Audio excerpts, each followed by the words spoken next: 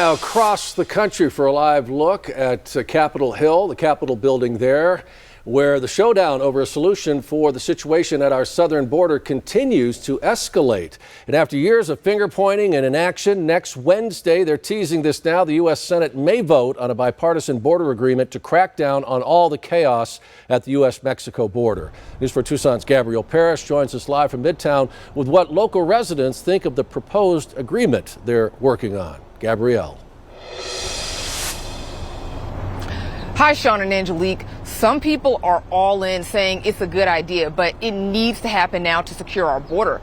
Others that don't like the bill say that we don't need it. And if lawmakers were serious about border security, they would have handled this by now.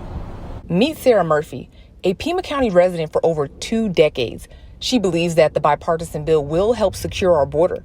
Sources indicate that the proposal would empower the president to close the border if the number of migrants crossing exceeds a specific number. Current President Biden, if he's doing it, there's definitely a catch behind him wanting to shut it down. But I think it needs to happen. Meanwhile, Dale Dickamore believes that there's no need to pass a bill to prevent people from entering our country illegally. He already has that power, and he's refused to use it for the last 3 years, so we don't need new legislation for him to do what he should have already done. Included in the bipartisan bill, a removal authority program, giving migrants 90 days for an initial asylum interview.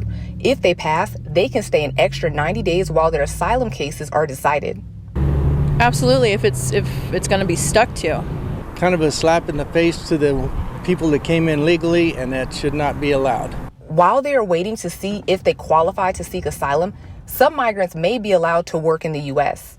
Not a good idea. There's a process that should be followed, and we should continue with that process that was in place and not being enforced at this time. Millions of taxpayer dollars have been spent over the years to help asylum seekers. Sarah believes more funding should be spent on the homeless.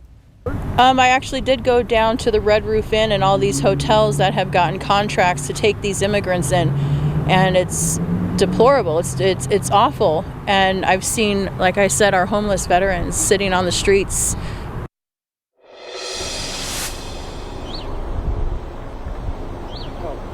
NBC News is reporting that the border bill could hit the Senate floor as early as next Wednesday. Reporting live from Midtown, Gabrielle Parrish, News 4 Tucson.